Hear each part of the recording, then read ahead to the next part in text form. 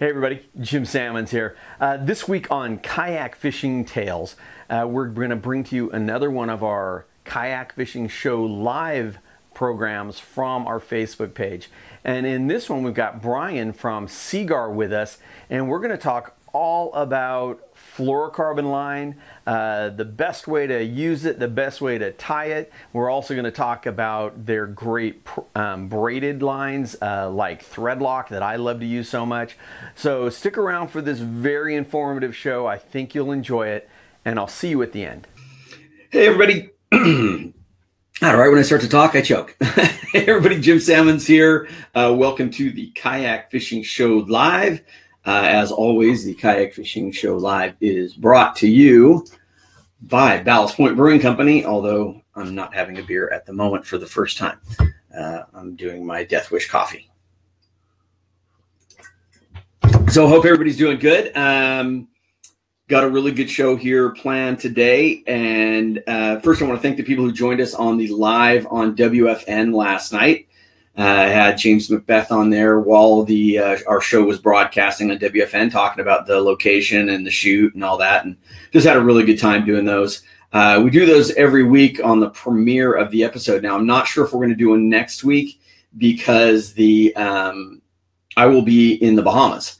So depending on whether, what kind of internet we have over there, I'm not sure if I'll be able to do the live on WFN next Thursday. But we'll be back the following week. And honestly, I'm not sure I'll be able to do our normal live on Fridays either, because again, we'll still be in the Bahamas. So, hey, Weiss, man, you are hardcore. Weiss joins us every week. And I really appreciate that. And I appreciate all the people who do join us on a weekly basis. As I may have, and I'm sure I mentioned, for people who want to listen to these at a later time, all of our live shows now, of course, we are putting up on YouTube. And then we also you can find them on iTunes as a podcast. So if you want to listen to them in your car, if you're just bored out of your skull and you've got absolutely nothing else to do, maybe you listen to one of these live shows and learn some stuff from one of our guests. So anyway, I want to introduce and bring on our buddy Brian, who sounds like his phone just rang. Brian is from Seaguar Fluorocarbon, Seaguar Lines. Why did you go solo? There we go. Brian's a good friend of ours, and we've been working together for quite a while. We've actually fished together a little bit. We got him out kayak fishing last year in Louisiana. Unfortunately, we didn't get him on a fish because we had a storm roll in on us right when I think it was probably about 10 minutes after we put you in the kayak. The storm decided to roll in on us, and it was lightning and thunder and pouring rain, and it was not a good place to be. So, Brian, welcome. Thanks for having me, Jim. That up there on accident. Welcome to the Kayak Fishing Show Live. And thank you and Seaguar for being a longtime sponsor and supporter of the Kayak Fishing Show. Thanks for having me, Jim. It's a pleasure to be on the show with you, and always a pleasure going fishing with you and talking fishing. Yeah, man. So right off the bat, what is your job at Seaguar? So I handle all the marketing, social media marketing, our digital print, TV shows, all the marketing. I handle new product development, trade shows, consumer shows, distributor shows. I handle all of our pro staff, a whole lot of things. I'm Weiss says hello, Brian. Hey there. Frank says, hey, Jim, how are you? I'm doing good. I'm doing really good. I'm getting ready to go to the Bahamas next week. So spend a lot of time gearing up and actually making some leaders and all that for the trip with my thread lock braid and pink label fluorocarbon. So I'm going to get my name off of there so it's not taking up screen. So, yeah, you must spend a lot of time on the road. I do. About 35% of the time. Yeah. Yeah. So, being on the road, it consists of, shows of sorts. Also, we do some media events where, a group of companies pool their money together and have writers come in to get content for their magazines and such. But do some fishing that way and do some fishing on TV shows as well. Yeah, yeah. Well, you're a good angler. I mean, that helps. I mean,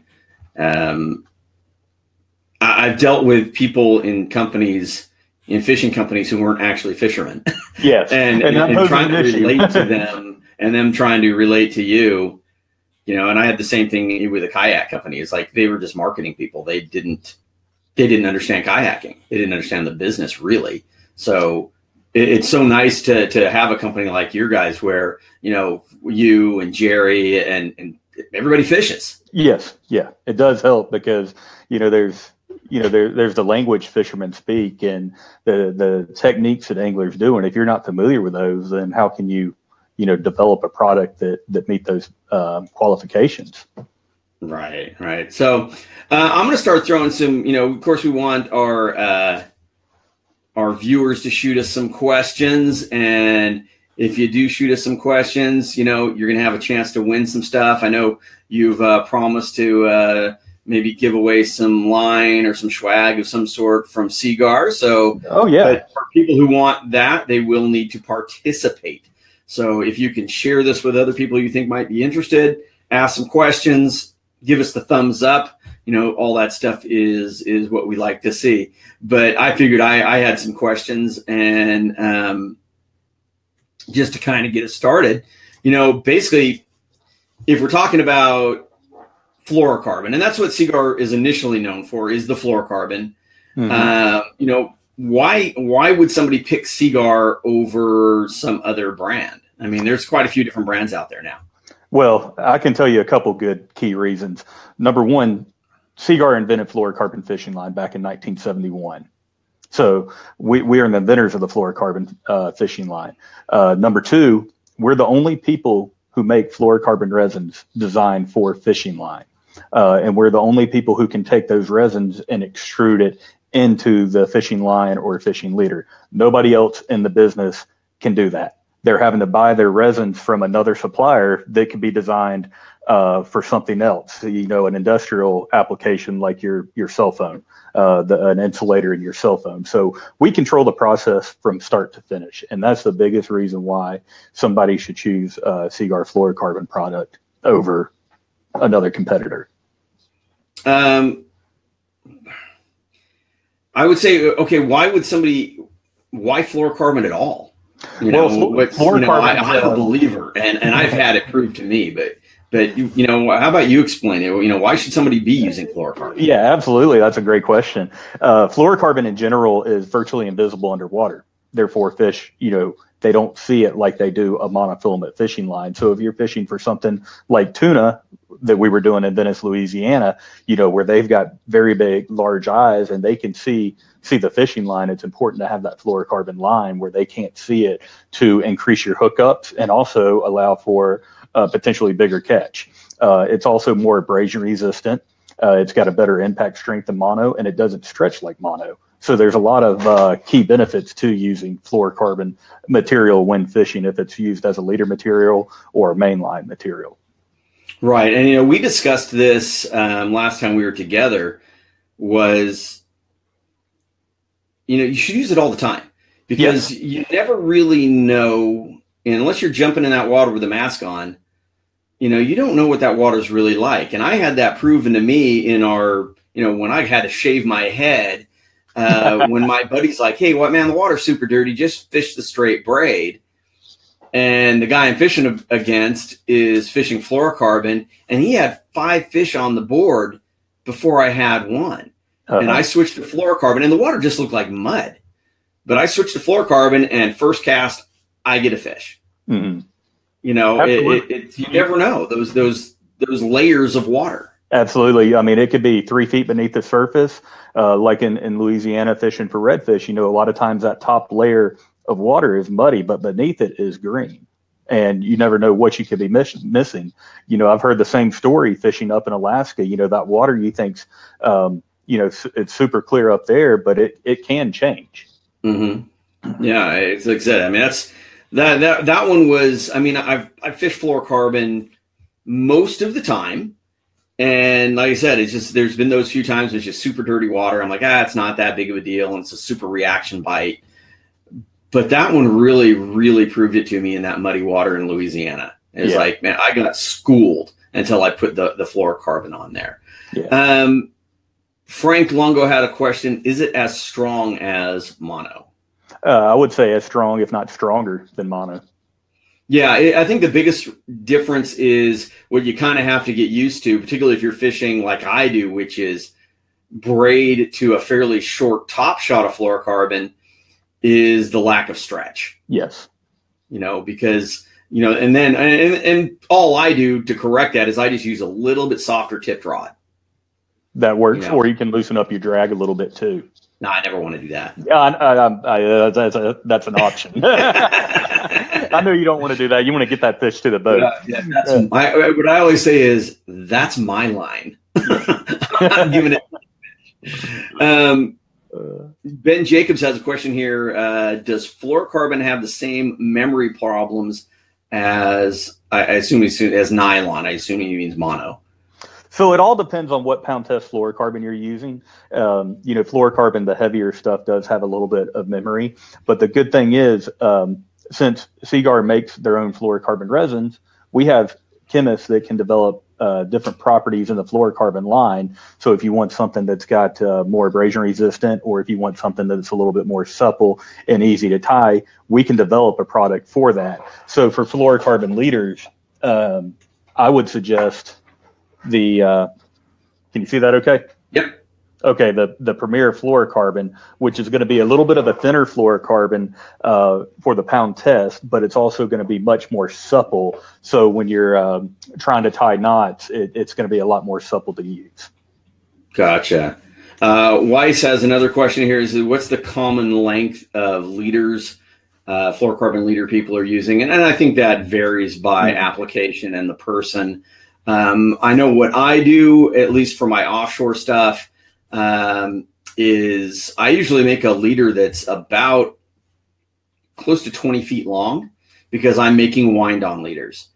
And so then I'll make it 20 feet long, and then I'll whittle it down, whittle it down, whittle it down, whittle it down till I get to about 5 feet. And then I'm like, okay, it's time to replace it and put a new one on.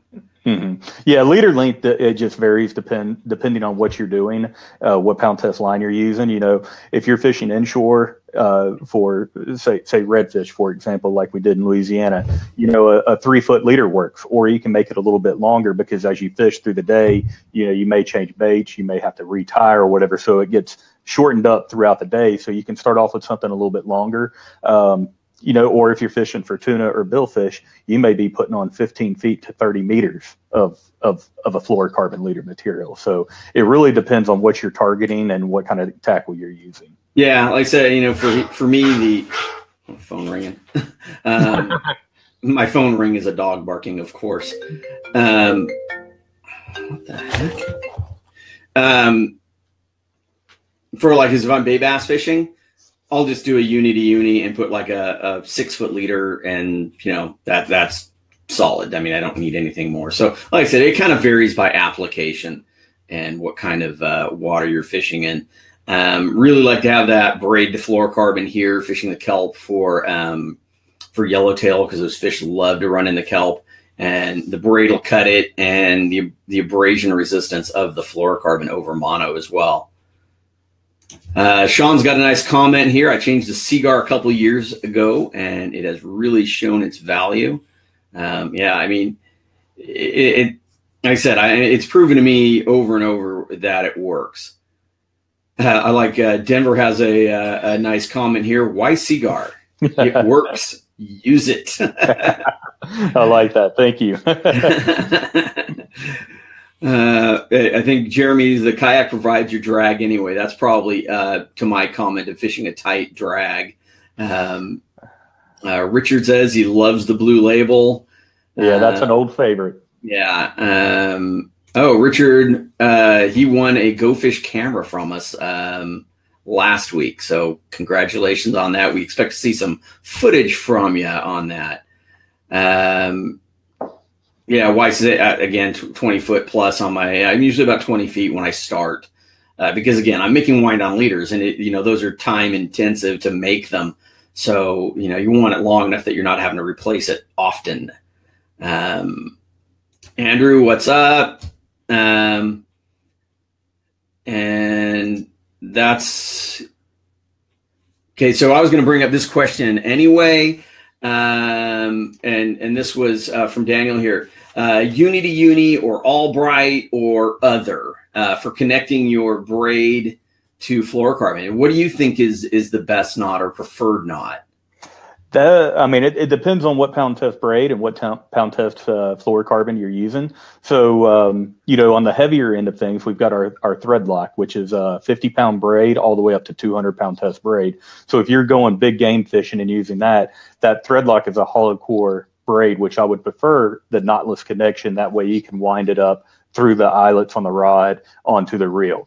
Yeah, now, I'm a huge fan of the hollow core. I mean, I've got it on pretty much everything I use from 40-pound leader up. Mm-hmm. I'm using hollow core wind on leaders because, I mean, like I said, it's a little intensive. It takes some time to make them. I usually make leaders while I'm watching TV. Mm-hmm. And like I said, the fact that there is no knot other than the loop to loop going through your guides, particularly when you're in that tug of war where it's going back and forth.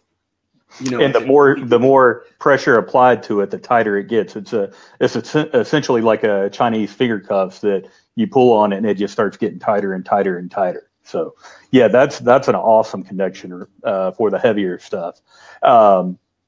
If you're using a little bit of a lighter braid, if a 50-pound test and under, or if that's not a hollow core braid, the FG's a popular knot, the uni to uni, Albright, those are all great knots. The one thing I would stress is just pick a knot that you're comfortable tying and just practice it and practice it and practice it, because the best knot that you can do is the one that you can tie essentially with your eyes closed. Exactly. I mean, it's like when I first started doing these, you tying braid to fluoro, I tried several different knots and everybody's like, oh, well, you got to use the Albright. And for the life of me, I could not tie a good Albright. So I was doing something wrong. And then I switched over to the uni, and that's what I've stuck with ever since, because I can tie it in my sleep. It always works. It never fails on me. So it's really finding that knot that you're comfortable with. I am intrigued by the FG knot. I was actually reading up and watching some stuff on the other day. I think I'll try that because it does look like it's a pretty clean one through the guides. Mm-hmm. It can be a half-inch long by the time you finish tying it, which, yeah, it's a strong knot, though, I'll tell you that. Yeah, it's just, like I said, it's that whole, like I said, the one thing about a uni to uni, sometimes it will catch on your guides if it's bigger leader. Yes. So let's see, here's another great question. Why would someone use the pink label over regular fluorocarbon? Very good question. So, if you're offshore fishing and you want to hand leader, the leader material, pulling a fish by hand, the pink is a lot more visible above surface. Also, we've had a lot of people claim that in certain light conditions, low light conditions or cloudy days, they get bit better on the pink fluorocarbon. Yeah, well, I mean, there was a time when Pink Andy mono was the thing to have. I mean, it's like if you weren't fishing Pink Andy, you were fishing wrong. Yeah. And I switched to the pink label as soon as it came out. And for me, I mean, I don't have the best eyes in the world. So like you were saying, that visibility above the water really helped me out. Mm-hmm. And then the fact that, the pink reds, they do disappear the fastest in the water column anyway. And it's fluorocarbon, so it's virtually invisible underwater to begin with. Right. So, yeah, that's the main reasons, to choose pink. Is there any difference between what would the pink label be? Would it be the same class as the Premier or the blue label? Only pink, or how does that work? It's a different product, but it's similar to a Premier product. I gotcha. Yeah, I mean, that's those are the two I fish. Yeah. Is Pink Label and Premier. Richard, you'll see some footage probably this weekend. Oh, from your camera. Yeah, man, let's see that. And share that with us and the Go Fish cam guys, because Yeah, that's a pretty cool product. I've actually got mine right here. I just went and got my micro SD cards for it yesterday, and I have those things all ready to go to the Bahamas. Hopefully we'll get some cool shots of the fish actually eating our baits or our lures. So I'm really stoked on that. You don't have thread lock over in the UK or Ireland? So I'm part of Crayha America, which is the Seaguar America, and we're responsible for Canada, North America, and South America. I don't really have any dealings with overseas like that, so I can't answer that question honestly. Can you look into it and maybe answer later? Oh yeah, absolutely. Yeah, let us know. Just answer that question later on, and And I did see actually. I was looking on the Seaguar website, which is a fantastic site. Actually, I'll bring that up just really quick and put that on the screen. I mean, it's a fantastic site with a lot of information on the different lines and tips and knots and all that sort of thing. So really cool stuff. But I did see that you could buy direct. We do have that option. Again, that's going to be sold in America or Canada, South America. Okay. But basically, that's a fulfillment option that if somebody's having a hard time finding a product and they want to make sure that they get, the best or the genuine Seaguar product, you can always go to seaguar.com and order it. Yeah, you say genuine Seaguar product. Is there an issue there? I've actually heard something about some. I didn't hear about it. I don't know if I heard about Seaguar, but I did hear about some like counterfeit fluorocarbon lines. Yeah, there was an issue. I believe it was 2 summers ago with somebody that was bringing in Seaguar line that was counterfeit, and we put a stop to that. So, there's some YouTube videos on how to tell if it's real Seaguar or if it's not. You can search YouTube, and there's some demonstrations, and it'll tell you how to tell if it's fluorocarbon or not. But basically, if you're buying Seaguar products and it's within the United States or from a reputable dealer in the United States, you shouldn't have any problem. If you are buying something and it's being shipped in from somewhere like China or India, and if it's priced too good to be true, that's a red flag right there. That's always a fact, right? If it seems too good to be true, it probably is. Yeah. Denver has a question here. River season is starting soon. Any tips for using fluoro for sturgeon versus traditional sturgeon leader? I don't know if you can answer. I've only fished for sturgeon once, so I'm not even sure what traditional sturgeon leader is. I thought it was, off the top of my head, I thought it was just like straight braid or Dacron or something.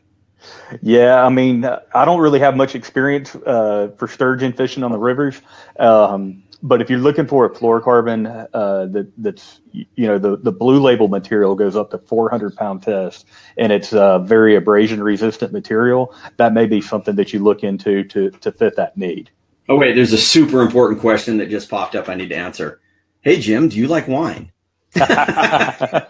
Yes. Yes. I like beer. I like wine. I like bourbon. rum. Yeah, rum. My wife loves wine. So yeah, if that answers your question. Are there any underwater product videos of Seaguar lines showing line? I don't know if that's supposed to be viability or visibility. Yes. One of our other, I hope this is okay, Jim, but one of our other TV partners. You're welcome to talk about anybody, dude. Okay. They do a part of their TV show is underwater scuba diving with a perspective of what the fish. Is that Hook and Look? That is, yes. Okay. Yeah. Cool show. Yeah. So you can YouTube that Hook and Look or Seaguar fluorocarbon underwater. There's all kinds of footage from underwater, and it all depends too. When you're doing this underwater footage, is if the fluorocarbon, if you're looking down, how the sun is, if you're looking down at the fluorocarbon, if you're looking straight at it, or if the fluorocarbon is above you. So if you're a fish sitting on the bottom and you see the bait above you, so they test it in different areas so you can see it. And there's also tests of our fluorocarbon compared to other people, or fluorocarbon compared to monofilament. So YouTube, there's all kinds of information out there when you start searching. Yeah, it's amazing what you can discover out there. I mean, like I said, that's a great way. Like I said, I was kind of looking into the FG knot, and you know, there's probably 50 different tutorials. You got to kind of sort through all the different little tutorials on them, which ones are actually watchable and which ones aren't. Actually, I've got a couple of videos on tutorials on how to do the wind on leaders. You can find those on Kayak Fishing Tales, our YouTube channel. And just if you're interested in doing the wind on leaders, we show you how to do that. There is, you know, with the wind on leaders, there are tools needed. You know, you need the needles. It helps to have a jig to stretch the line. But like I said, you can definitely you can find you know, information on all this stuff on the Google. So and of course, like I said, if you're looking, there's some great information on the Seaguar site, which is just simply seaguar.com. So I actually had a question for you, because I mean, I'm looking at the site. Like I said, I've kind of got it over here off to the side.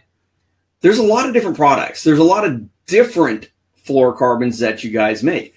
How do you pick the right one? I mean, how do I know if I want to use the pink label, the Premier, the blue label, the red? You know, there's a lot of different stuff there. How do you pick? So it's kind of good, better, best, greatest type application. Our red label is our entry level fluorocarbon, and I want to and I should have stated already, but they're all 100% fluorocarbon leader material. The only difference is what type of fluorocarbon chemical makeup it is. So red label is our entry level fluorocarbon product, and it's available from 20-pound test to 80-pound test, and it comes in a 25-yard spool. We also have a product in between there called STS, which is salmon, trout, steelhead, and it's a 100-yard spool, and it's available from 4-pound test to 50-pound test. And then when you step up from that, you have blue label, which has been out for a long time. That's what people are most familiar with. Yeah. It's available from 2-pound all the way to 400 pounds. So if you want to go catch some big swordfish, giant bluefin tuna, big marlin, you know, that's the product you would use for that. One of the things about blue label is it is a double structure fluorocarbon, which means we take 2 custom fluorocarbon resins and extrude it into one single piece of line. So it's not a, you know, if this is a piece of line, it's not a piece of line with a coating over it. It's extruded as one piece. So you get the best of both worlds. You get something that's very abrasion resistant. It's got good impact strength. It's not very, it doesn't have much stretch to it. It's a good all around product. And then from blue label, you step up to the Premier product, and that's an IGFA approved line. And it's also going to be a thinner version of blue label that's more supple. Okay. And that product goes from 12-pound to 200-pound. And then, of course, we talked a little bit about pink label as well, where it's a similar makeup to Premier, but it's got that pink tint to it, so that, you know, if you want some visibility above the surface, you know, that's a great product to use. And then, you know, like I said, a lot of anglers, a lot of captains have told me that they get bit better with a pink in low light conditions. If it's a cloudy day, super overcast, just a gray, dreary type day, they get bit good on the pink. Well, that's actually, I got a question here from James Macbeth. James Macbeth is a good friend of mine. He actually he was on the show with me last night. He is the marketing manager for Jackson Kayak, Orion Coolers, and Blue Sky Boatworks. So, James, thanks for joining us, brother. He is a avid fly fisherman. I'll be fly fishing with him in the Bahamas next week. Awesome. So, does Seaguar have a tapered leader? We do make a tapered leader for fly fishing. We've got a fluorocarbon tapered leader and a nylon tapered leader. What's the pound tests available on those? That is got my catalog out here, so I can tell you. And again, people, if you want to, I know a lot of this information is all up on the seaguar.com website there, so you can find a lot of this stuff over there. If you miss anything while we're talking here, you can find so much information on their site. Yes. We also got a Facebook and Instagram. So Facebook is Seaguar Fluorocarbon, and we've got content up there all the time with leader material, as well as on Instagram at Fish Seaguar. But for our knotless tapered leaders, we've got 1X through 7X. So that's 2-pound through 10-pound. And for saltwater fishing, that's kind of low on the spectrum. But what a lot of people do is use the Premier product for fly fishing. So they've got a 12-pound test, 15-pound test, 20-pound test. It's not tapered, but that's what a lot of guys use for fly. That's what I was using, and I'm certainly no expert on fly fishing, but that's what we were using in when I was in Belize for the bonefish and permit and tarpon and stuff. So just using the Premier, and it worked great. Yes, it's a good product for that. Jim Ware has a question. Is one Seaguar fluoro more invisible than the other? That's a good question, and that's one that comes up often when speaking to avid anglers. All of our products are 100% fluorocarbon, so they're all virtually invisible underwater. One's not going to be more invisible than another. It's just going to be the performance of the material you're using. If it's a leader material or a mainline material, it's just going to perform better. Is one more abrasion resistant than the other? Blue Label would be the most abrasion resistant. Okay. That's good to know. There was, I kind of had some questions here and I scrolled past them too fast. A lot of good questions coming in. Yeah, this is awesome. And I appreciate everybody throwing these questions out. And again, if participating is how you have a chance to win some cool swag from Seaguar. And it also makes for a much more interesting show because I run out of questions. What gives Seaguar a better knot strength? Chemical manufacturing process, or is it the diameter? So the knot strength has to do with it's the shell of the leader material. So we make on our double structure fluorocarbon products like the Blue Label or the Premier, the shell's got a little bit of a softness to it that I guess you would say is in the manufacturing process that gives it a better knot strength. Okay. So we talked about the, what's the best knot earlier for your braid to fluoro. Mm-hmm. What would be, is there a better knot versus a worse knot when you're just, tying to a hook, for instance, or tying to a leader? There's all kinds of knots you can use. Like we stated before, use the one you're confident in. But when you're tying a lure, with the fluorocarbon, I would say the number one most important thing to do is to wet the knot thoroughly before cinching it down. Personally, I use a lot of polymer knots.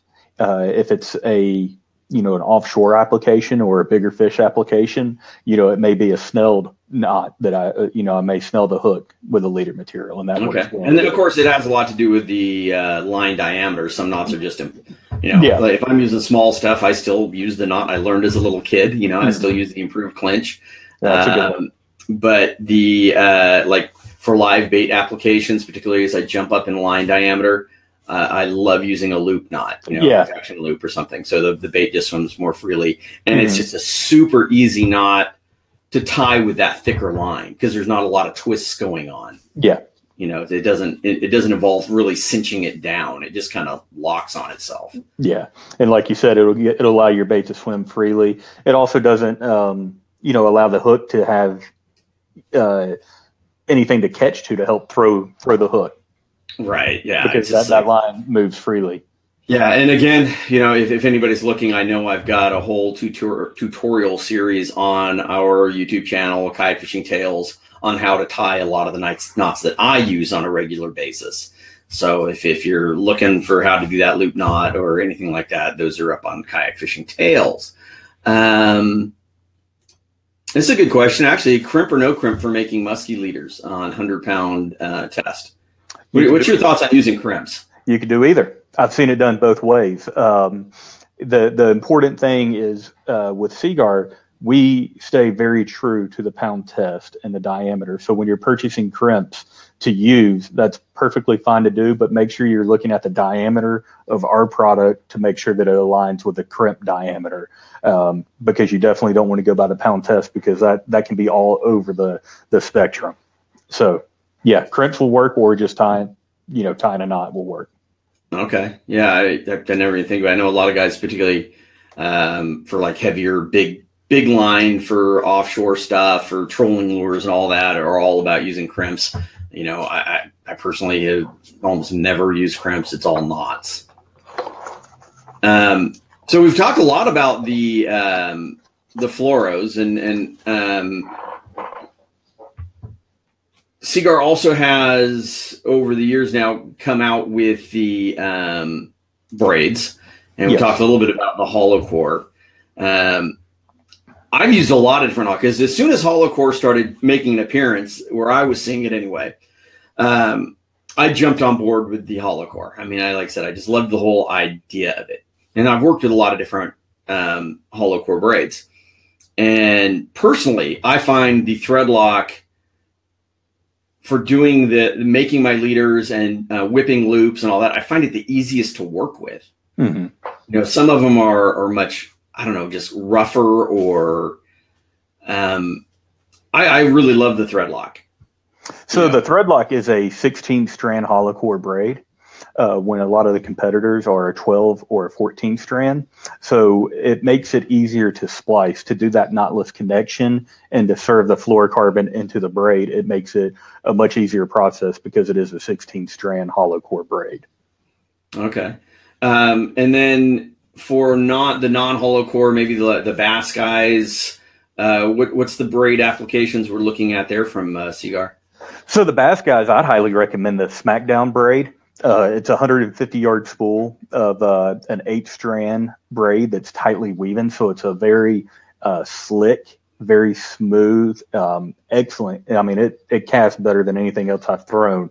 And we make that from 10 pound, or we make it 10 pound, 15 pound, 20, 30, 40, 50, and 65 pound. Oh, it goes up that high. Yeah, it does go up that high. You know, a lot of bass guys, you know, they'll stop at about 50, but there are some times that people want that 65 pound test.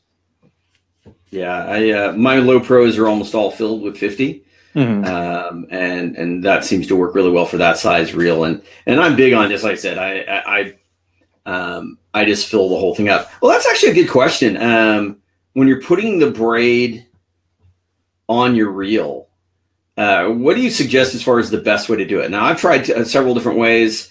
I've used mono underneath as a base, so it has something to bite into. I've done electrical tape, and lately I've actually been using the silicone tape, so there's no stickiness that sticks to your spool. Do you have a preferred way of putting your braid onto a reel? So I guess, you know, it depends on the application and how much braid you need to use. So for a freshwater application, like you said, I typically put a little bit of monofilament backing on, and it doesn't matter what it is. It could be a bright yellow color, it could be clear, whatever, because the fish aren't ever going to see it. And, you know, I have to gauge the diameter of the braid to the spool and how much line I need to put on there. So I fill up a little bit of backing on there, and I try to gauge it so that I top it off with 150 yards of the Smackdown braid, where it's flush, or, you know, 1/8 of an inch below the lip of a spinning reel, or, you know, you fill up a bait casting reel. So that's one technique that you can use, and that's what I do. If you have a reel that, you know, 150 yards will fill up the spool, you can tie it to the arbor of the reel, or, you know, on a bait casting reel, a lot of times you can go through the hole and tie it, but it's good to secure that with a little bit of tape. And the reason for that is braided line has no stretch to it. So when you pull on it, it doesn't cinch down on the spool, where monofilament or fluorocarbon's got a little stretch to. When you cinch down, it tightens up on that spool and it gives it something to catch to. If you don't do that, you can literally tighten your drag all the way down and pull your braided line off the reel. So you got to give that braid something. Right, because the braid is spinning, the spool isn't. Exactly. Right. Exactly. So if you're, you know, a saltwater application and you're putting a lot of line on a reel, you know, a lot of times people will put monofilament on first, and then the braided line, and then a fluorocarbon line, or sometimes they use a braid as a backing, in which case you tape the line to the spool, tie a knot, then tape it to it, then fill it up tight. So, you know, that same practice applies for saltwater. It just depends on where the braided line is in the spool. Is it, I mean, you always hear about the main, you know, when you're putting braid on there, is making sure you put it on really tight. How important is that? That's very important. It seems like it's like, oh, you got to put it on really tight. You got to put it on really tight. And then you're making casts or vertical jigging and you're winding it on loose.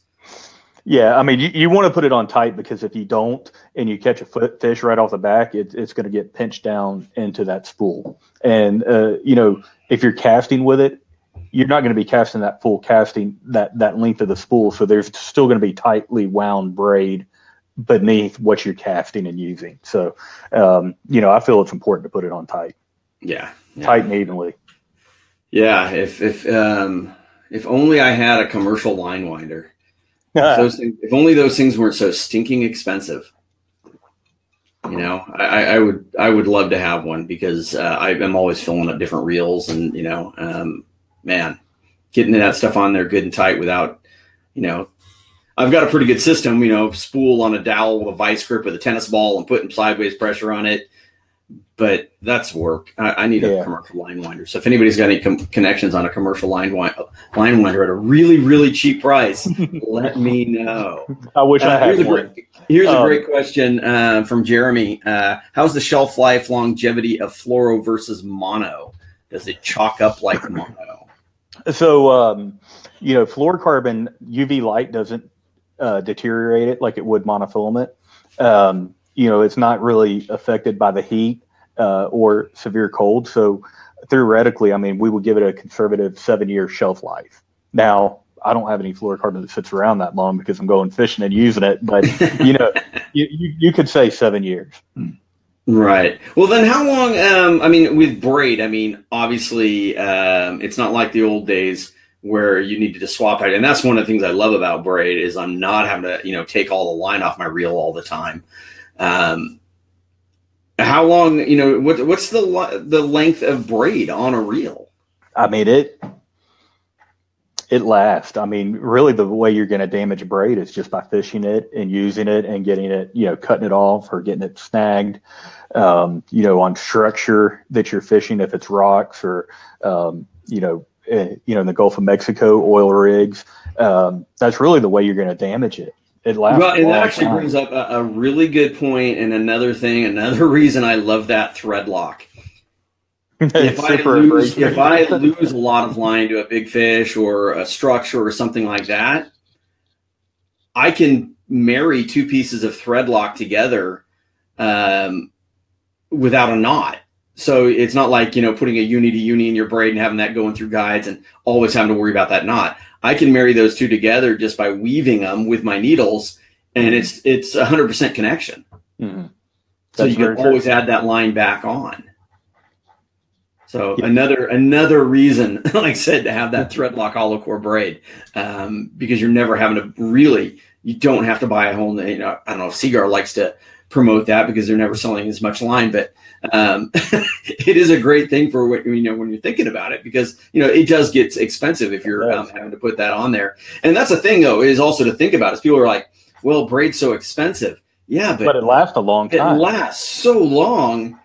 It in the long run, to me, it's cheaper than filling it up with mono.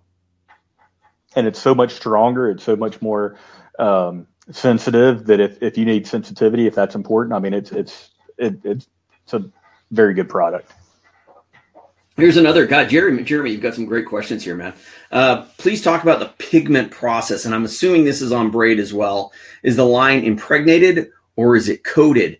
I hate major fading after a couple days on the water. Now, I know I've used some braid, and you particularly like the first use, and you're winding and your hand turns green or something, what's that process on the braid?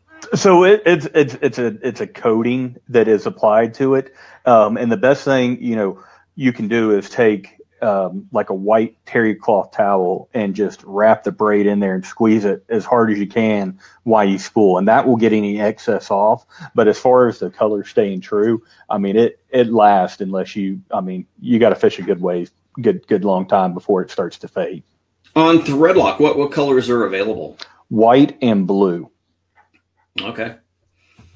That's easy. Yep. And it's nice because, if you're using a couple different pound test lines, like say you're using a 50 and a 60 pound, and they're similar in diameter. Well, you make your 50-pound blue and your 60-pound white, and that way you can tell the two apart. That's a very good point. Or if you want something that nobody else is using, if you're going on one of the long range fishing trips, or, fishing, you want to know what line is yours, you could use the blue, because not as many people are using that. It seems like everybody wants the white color. So you use the blue and a fluorocarbon leader, and the fish can't see the line anyway. Right. My buddy James, thanks. Bring some of the tapered 10-pound to the Bahamas. Can you add that to my order, a little advanced notice. Can you get that to me by Tuesday? I don't think so, and I don't think I have any at the house. Bashar, I think this is more of a statement. Why cattle, or a question? It is a question. Why cattle boats get pissed off if you're using braid? I think what it is, if you're talking where this normally happens, is on the shorter trips, the half days, the 3/4 day boats. You have a lot of inexperienced anglers who don't know how to follow their line. And then if everybody out there is fishing mono and you have braid and you hook up and you haven't followed your line and it's crossing over everybody, you can cut everybody else off. Plus, if you do end up in the tangled web we weave, those knots with braid can be very difficult to get out. And if everybody has the same color line, they don't know what line. It's hard to tell what line's what. Yeah, for sure. So I think you'll see that, particularly again on those trips with a lot less experienced anglers, because they certainly, the long range boats that go after the big game, tuna and all that. Believe me, every one of those reels is filled with braid, I would say. Jeremy says thanks. So let me see if I had any of these other questions here. Just kind of scroll through really quick. How do you pick the right fluorocarbons here? We were talking about the buying the braid and spooling the braid and that topic. A lot of times retailers, if you purchase the product from them, they will spool the product on your reels at no charge if you ask them to. So, yes, you don't have to have a professional line winding equipment at the house. You can just politely ask the store you purchase it from if they'll spool it, and a lot of times they will if they've got time. Oh, for sure. If it's a good quality shop, and a lot of times they'll have it in the giant spools anyway. Mm-hmm. Yes, and so they're going to take it off the bulk spools. It's cheaper to buy it that way than the individual spools in a lot of cases. And like I said, if you have a good quality tackle shop near you, they're going to have a good line winder, and they're going to put it on there for you. No, actually, funny. Oh, where'd it go?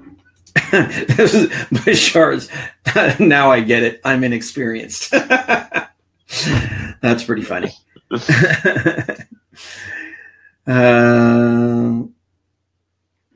People are having problems with autocorrect. That's why I can't. That's why I cast away from everyone else. Yeah. Well, yeah, for sure. It's like when I used to go out on cattle boats, I'd let everybody else have this. Everybody wants to be back in the stern where they're chumming and everything else. And I'm quite content to go up on the bow and throw an iron up there. Actually, there's a question for you. How does braid cast compared to mono? Is there a difference? It casts, in my opinion, it casts a lot better.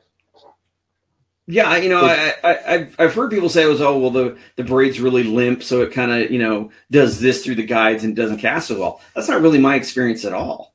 From what I use it for, it casts better than a monofilament would.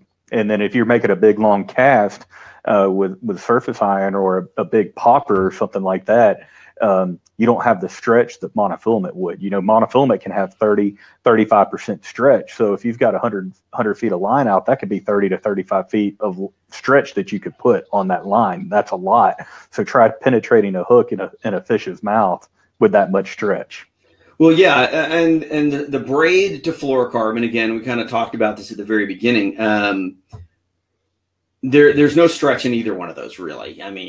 braid has none and fluoro has little. Very little. Yeah. So your sensitivity goes way up. Your hook sets are much more positive. And the only thing you really got to be aware of is, like I said, when you're fishing that really tight drag, is you're going to feel everything a fish does. So, I mean, like I was fishing for big tuna, braid to fluorocarbon, a broomstick of a rod, and it beat the hell out of me. I mean, you felt every tail beat of that fish. Everything just kind of beat you up. So the next time I went and did that, I basically same setup, same reel, same rod, line combination, but a softer tipped rod. And it took the beating out of it. And I was landing fish in 30 minutes instead of, 3 hours. Wow. So I think, having the right setup, if you are going straight where you have no stretch, that little bit of forgiveness and a little bit softer tipped rod really helps. What's this one? Sorry if this was covered earlier, but what is the best way?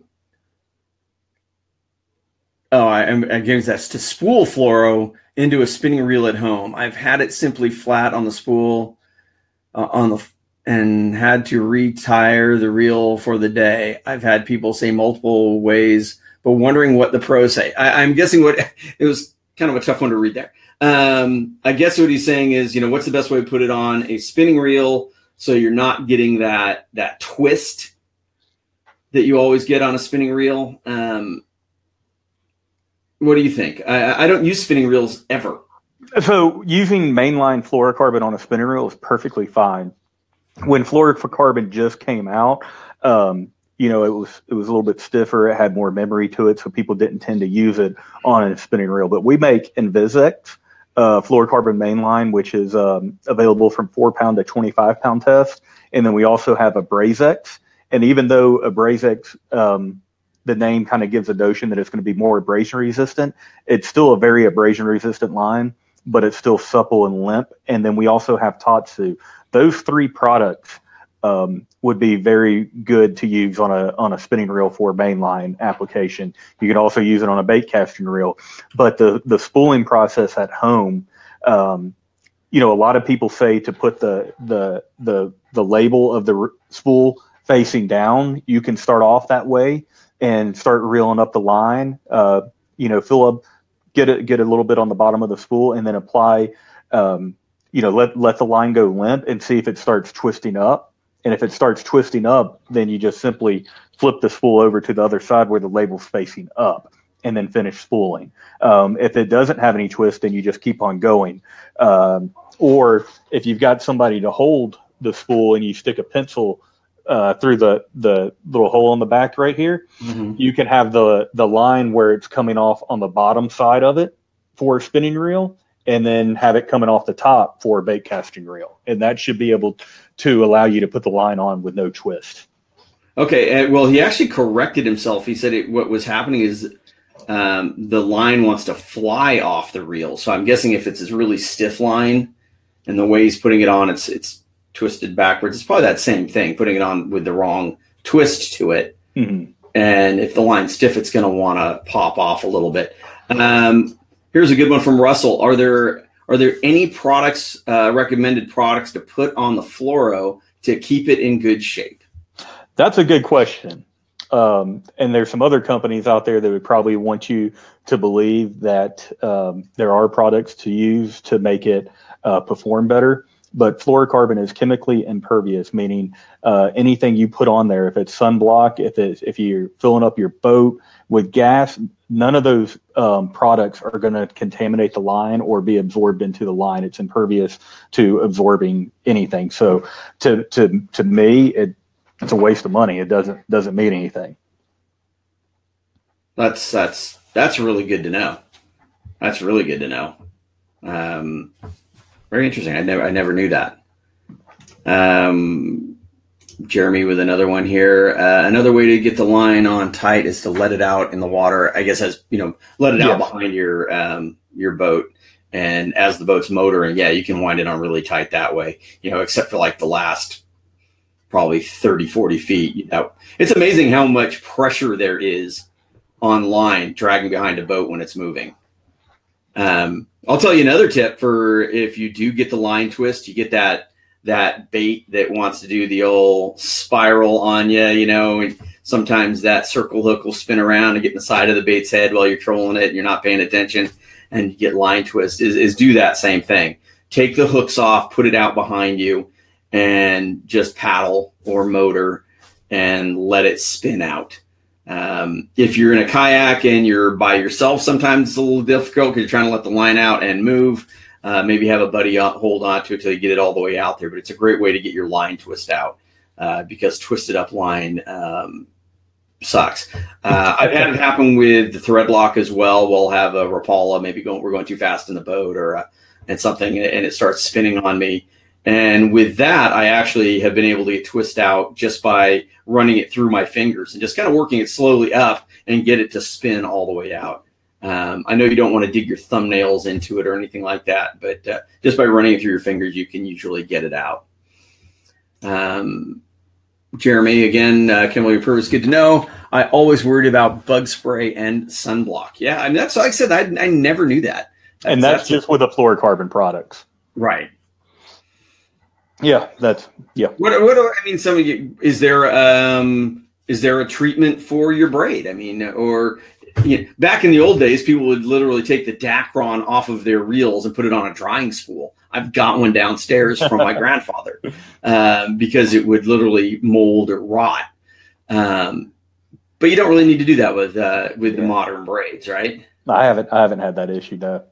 Yeah, I think actually back in the beginning of the braid days, there was some line that would kind of get a funk to it, and this was another company's braid, and they actually were like recommending you take the line off. But I've never ever had any kind of issue like that with the Seaguar, the braid, and like I said, that thread lock particularly.